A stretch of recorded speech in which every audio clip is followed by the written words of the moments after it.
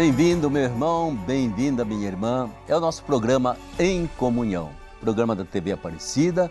E esse programa que leva até você um momento de reflexão, um momento de aprofundamento na sua fé e que nós desejamos de todo o coração que você, quanto mais conhece, mais cresça no amor. Essa é a finalidade. Conhecer por conhecer não nos ajuda a caminhar na vida nem a crescer diante de Deus. Conhecer para amar mais, isso sim é realmente cristão e herdamos do coração do Cristo e do coração de Maria. Esse programa é em comunhão, porque comunhão é a finalidade da nossa existência. Se a gente sonha um dia até mesmo ir para o céu, é ir para a comunhão perfeita e eterna. Enquanto isso, nós vamos aqui fazendo as nossas pequeninas comunhões, vamos, num certo sentido, comungando nossas ideias, nossos corações, nossos pensamentos e tentando fazer com que tudo possa convergir para aquilo que Jesus mais queria, o amor. Quando você abre a sua Bíblia, você vai encontrar tantos personagens, tantos protagonistas. Na grande maioria, nós encontramos protagonistas masculinos. Mas dentro da Bíblia, nós encontramos também centenas e centenas de mulheres. E essas mulheres, às vezes um pouquinho escondidas nas narrativas bíblicas, mas elas foram importantíssimas, né?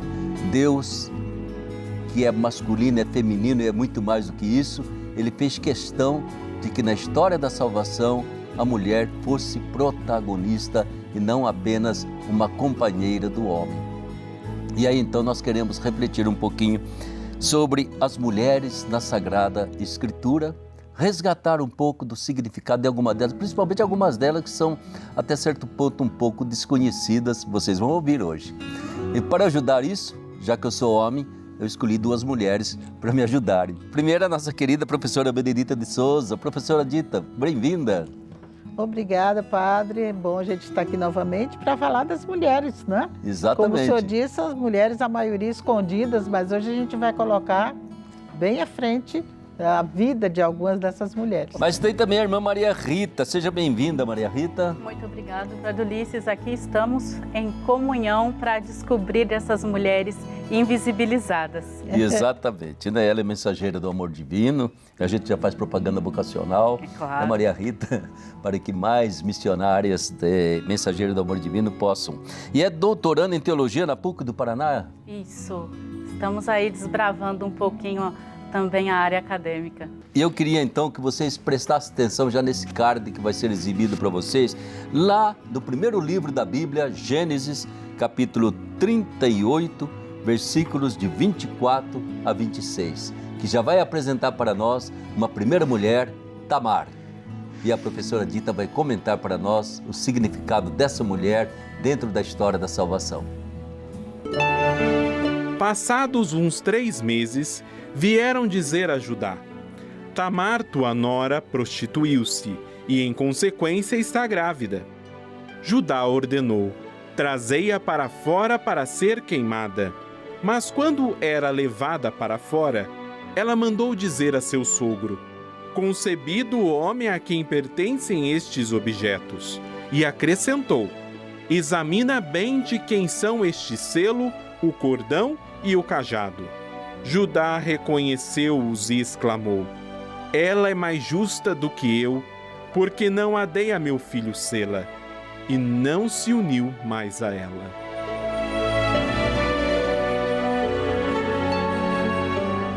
Aí está uma historinha lá do Antigo Testamento, primeiro livro, Gênesis, né? E que é preciso a gente olhar que sentido tem essa história, aquilo que muitas vezes para nós não podemos interpretar com as nossas chaves de leitura do tempo atual. Vamos pedir então à professora Dita, que escreveu um livro todo sobre a Tamar. Explica um pouco essa história para nós, professora. É muito lindo, é uma história assim que todas nós, quando eu chego em algum lugar, Sim. E eu pergunto assim, quem conhece Tamar? Ninguém conhece, né? E é uma mulher que deixou muito para nós, um exemplo lindo, né? Sim. Apesar de, quando lermos nas entrelinhas, pensar que não, porque ela é chamada de prostituta e outras coisas, né? mas é uma história linda de uma mulher estrangeira que se tornou judia depois de perceber o Deus daquele povo, que era um Deus diferente dos deuses que ela conhecia. Então, eu acho interessante, para fechar assim um bloco, que o primeiro versículo do Gênesis 38 e o último versículo faz a gente entender bem a Tamar. Porque o primeiro versículo diz assim: naquele tempo Judá apartando-se dos seus irmãos. Por que ele apartou dos irmãos? Porque ele foi o mentor daquela venda do José, né? Então ele que fez toda aquela situação acontecer. Ele era um dos mais velhos, ele é o quarto filho de Jacó. Então ele fez com que o irmão fosse vendido, né? José fosse vendido para o Egito, aquela situação de colocar o José numa cisterna, tudo aquilo foi... Aliás, a fachada nossa agora da Basílica mostra bem, sabe? No lado esquerdo, toda essa história desses filhos de Jacó, que foram chefes do povo de Israel, né? Os irmãos inveja, raiva, querendo matar, né? E no final acabaram vendendo o irmão José como escravo. Exatamente. E Judá é o quarto filho, ele foi um dos mentores daquela situação. Sim. Então começa o Gênesis 38, muitos exegetas dizem o seguinte, que o Gênesis começa com o capítulo 35 com a história de José e vai até os 50, e que interrompe no 38. Não interrompe, porque esse versículo primeiro coloca Judá dentro lá da história dos irmãos que ficou lá atrás. E o último fala de Farés, que é o filho, o 30, e chamou-lhe Farés, e o irmão, um dos irmãos que Tamar teve. E esse Farés, por que ele é importante? Porque Farés é o avô de Arão e Moisés. Né? Sim, então entra na genealogia de Jesus. Isso Mateus descobre e coloca lá. Mateus 1, na genealogia, está lá, Farés, filho de Tamar e tal, junto com aquelas outras mulheres, Rabi, né? Betsabé e outras mulheres, e Ruth, que estão lá na genealogia de Jesus. Então, isso é uma importância muito grande na vida de Tamar, que era uma mulher estrangeira, cananeia, e que ela se torna protagonista dessa linda história. Mas Edith, e por que será que ela é tratada, se num primeiro momento, tratada como se fosse uma prostituta, porque era estrangeira? Ou... Não. Ela é tratada como prostituta por causa daqueles versículos que são colocados ali. Quando ela não consegue participar, pertencer à família de Judá, sim, ela se torna assim, uma pessoa muito amargurada, porque ela se tornou uma pessoa da religião do Judá, porque ela tinha outros deuses, mas ela disse, não, eu aceito o teu Deus. Pertencia à família e de repente ela é mandada embora. Por quê? Porque ela casou-se com o primeiro filho de Judá e ele morreu. É uma situação difícil que a gente não tem tempo para contar. No segundo filho, como havia na época a lei do levirato, que ela tinha que se casar com o irmão, e ela se casa com o irmão, ela fica com o irmão, mas ele não assume a responsabilidade de pai, porque ele pensava, se eu tiver um filho com ela, a herança vai ser dividida, porque o filho é do meu irmão. Já havia essa história de herança então, hein? Coisa velha. Coisa velha. Então ele dizia, olha, o meu filho não será meu filho, é filho do meu irmão, então eu não quero isso. Então ele não quis ter filhos com Tamar. Com Tamar. E ele morreu. Ficou o terceiro filho, que era ainda criança. Era um adolescente. Então Judá disse, olha, eu acho melhor você ir para a casa dos teus pais. Sim. Quando ele ficar adulto, eu mando você para cá. Trago você de volta. Mas isso não aconteceu. O menino ficou adulto e na idade de se casar. E ele não mandou buscar Tamar. Tamar disse, eu tenho que fazer alguma coisa. Aí ela é chamada de prostituta, porque a ideia dela foi tentar que ela continuasse sendo da família de Judá. Como? Só se ela tivesse um filho dele. É interessante, né, Dita, porque parece que nessa época todos esses cruzamentos que havia para fazer filhos para lá e para cá, a grande preocupação era a descendência. Exatamente. Não era questão de sexo, de se Não. satisfazer, mas Não. de manter uma descendência, Exatamente. manter um clã familiar, né? E nesse não- clã familiar, manter uma crença, manter uma fé. Exatamente. Então, praticamente era o clã que condicionava a fé que haviam recebido dos antepassados. Né? E Exatamente. daí a importância de muitas vezes ter que fazer os cruzamentos meio atrapalhados, E né? atrapalhar, exatamente. Mas para poder não perder exatamente aquilo que eles consideravam essencial, né? E é isso A que unidade do clã, aconteceu. né? E talvez também essa parte de herança de terras, Sim. mas a fé que eles traziam no Deus que foi revelado a Abraão. Exatamente. Eu acho que isso é muito importante, porque senão a gente pensa que estão fazendo aventuras sexuais para lá e para cá. Não. Não. E é por isso Era que ela é chamada. a importância da descendência, né? É por isso que ela é chamada de prostituta, porque a ideia dela é a única saída que eu tenho é me vestir de prostituta, esperar meu sogro em algum lugar e tentar que eu tenha um filho, que eu pertença à família Sim. dele, que eu não saia dessa família. Tá ok. E isso acontece. Tá bom. Então, mas tem uma outra Tamar nessa história Tem. que é importante, a princesa Tamar, filha do rei Davi. É o mesmo nome, mas são pessoas diferentes e de tempos diferentes. Vamos ver o card que diz respeito a essa princesa. Segundo o livro de Samuel, capítulo 13, versículos 15 a 19. Vejamos esse card. Disse, pois, Amnon: levanta-te e vá embora. Mas ela lhe disse: não vou, porque esta injustiça que me fazes, mandando-me embora, é maior que a outra que me fizeste. Ele, porém, não quis ouvi-la, e chamando o seu criado que o servia, disse: manda-a para fora daqui e feche a porta atrás dela.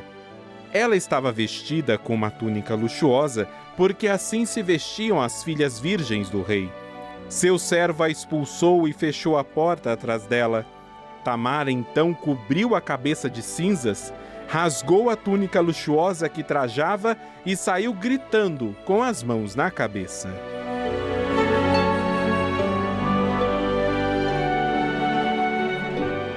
Se chama Tamar também.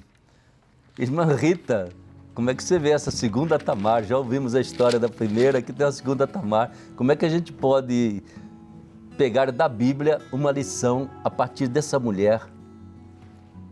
Tamar, né, filha do rei Davi, ela é abusada pelo próprio irmão por parte de pai. Sei. E ela, ao ser abusada, ela vai questionar o irmão: você tem que casar comigo. Sim. E ele então manda ela embora, né? E ela vai contra para o outro irmão, o Absalaão. E esse movimento de contar o que havia acontecido nos recorda hoje, puxando para a nossa realidade, quantas vítimas de abusos, de agressões que nós estamos ouvindo, que guarda para si o abuso, não é capaz de relatar o acontecimento. Sei. Então, Tamar, sendo filha do rei, sabendo de todo o contexto familiar que ela estava vivendo, ela tem esta coragem de falar o que havia acontecido com ela. Sim. E isso aí fez com que ela, afinal, tivesse que ser afastada da família? Porque, afinal, era uma princesa, no fundo, também, né? Exatamente, né? Novamente, nós vemos a mulher, né, sendo colocada de lado, sendo invisibilizada. Exatamente, né? Ou seja, há esse lado de descendência, há esse lado, entende, do machismo, que já era alguma coisa muito forte, né? O homem podia se satisfazer quanto quisesse. Isso. E a mulher ficar numa atitude passiva, né? Então, e assim a gente acaba observando que não é apenas uma cultura patriarcal, uma cultura machista, mas toda uma sociedade que se instala e que a gente vê até hoje. Então, e como é que termina essa história de Tamar aqui? Porque ela acabou praticamente... Desapareceu. Desapareceu, né? Na Bíblia desapareceu. Mas é uma história assim, como a irmã contou, uma história que deixa a gente triste e pensando que hoje ainda existem essas coisas, né? Porque quando ela conversa, quando ela sai desesperada e joga cinza na cabeça de tristeza, o manto que ela tinha de virgem, né? Ela rasga tudo, quer dizer, ela sai desesperada, sem rumo, e encontra Absalão no caminho, né? E o próprio Absalão abafa. Ele diz: minha irmã, vamos com calma, você é filha do rei, a mãe dele é sua tia, vamos deixar por aqui, não vamos chegar a isso no público. O rei sabe também, abafa, diz: não, vamos pensar um pouco, eu estou com ódio de Absalão, mas não faz nada. Quer dizer, há uma conivência com aquela situação. E depois, aí eles dizem assim, Tamar desaparece, mas Absalão fica com esse sentimento. Né? Se passa 2 anos, ele tem uma filha, como se chama? Tamar. Ele põe o nome de Tamar. Né? Está lá no mesmo livro, no capítulo 14, versículo 27. Nasceram-lhe 3 filhas de Absalão, uma chamou-se Tamar, que era de grande beleza. Quer dizer, ele não se sabe, não diz aqui nas entrelinhas, a gente imagina que ele ficou pensando, por que eu não reagi, né? Por que eu não fiz alguma coisa?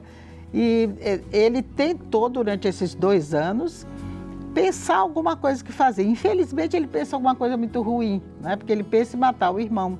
E o que aconteceu depois, não é? Mas a vida de Tamar realmente serviu para abrir os olhos depois do rei Davi, do próprio rei Davi, e do irmão Absalão. Eu creio que é importante, quando a gente pega essas páginas mais escabrosas aí da Bíblia, a gente perceber como, primeiro, o rei Davi, quando fala que era filho de Davi, o rei Davi teve N esposas. Né? É verdade. Então, tinha filhos para dar e vender, filhos e filhos, né?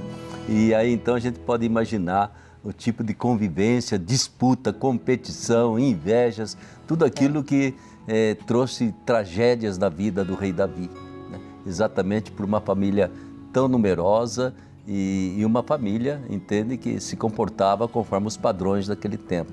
Mas eu acho impressionante que isso aconteceu, minha gente, há séculos e séculos atrás, né? E de repente a gente abre a página de um jornal, ouve um noticiário e essa bendita história se repete em nossos dias. É verdade. Né? É esse modo de que o homem, entende? Ele pode se satisfazer como quiser, basta ver as nossas autoridades aí falando cada besteira imensa em público, né? Ele pode se gabar, entende? Usar, manipular, fazer o que quiser com uma mulher, é pobre, não tem significação nenhuma. O que vai acontecer com ela não me interessa, entende? Eu quero me satisfazer. Ou seja, vivemos ainda numa situação em que não nos humanizamos, né? Para nos tratarmos como gente, com respeito, independentemente de termos, não termos parentesco. A coisa toda é uma atitude do ser humano diante do outro e a atitude do homem diante da mulher, né? Então, a Bíblia ela vai ensinando por caminhos certos e por caminhos errados, porque ela não esconde a história da humanidade.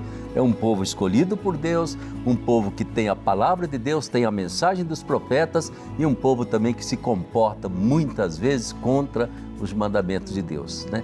E por mais que os profetas chamassem a atenção, por mais que continuavam acontecendo os mesmos pecados, as mesmas falhas, as mesmas injustiças e as mesmas violências.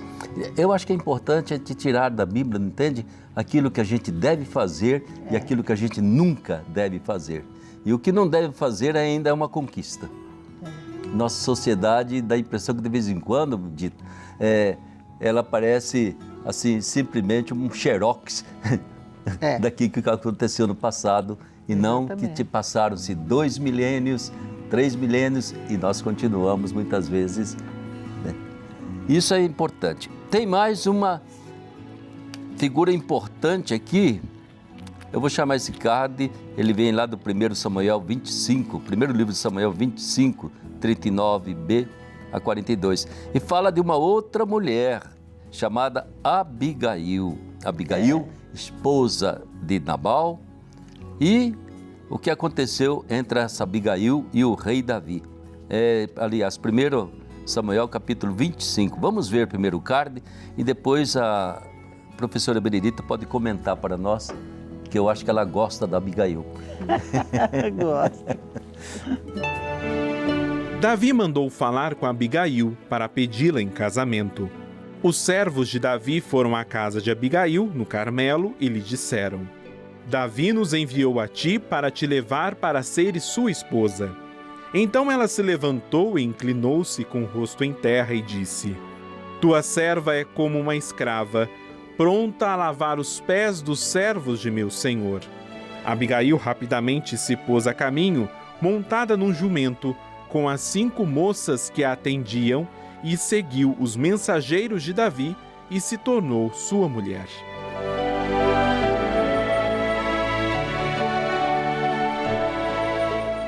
Está aí mais uma mulher bem disputada, a Abigail. E entra também dentro dessa ascendência de Jesus. Ela faz parte, não é mesmo? Ela entra nessa história.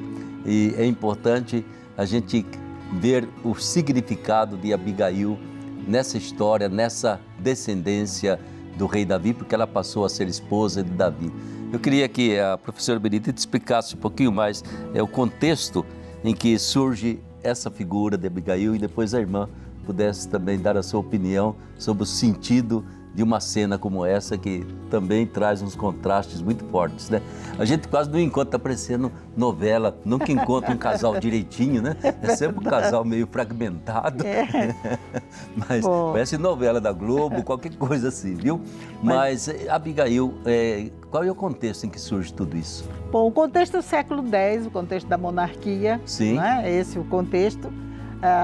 Abigail era uma mulher justa, né? E a gente não tem tempo aqui para colocar o que é a justiça dentro daquele contexto, mas era alguém assim que se sobressaía. Sim. Né?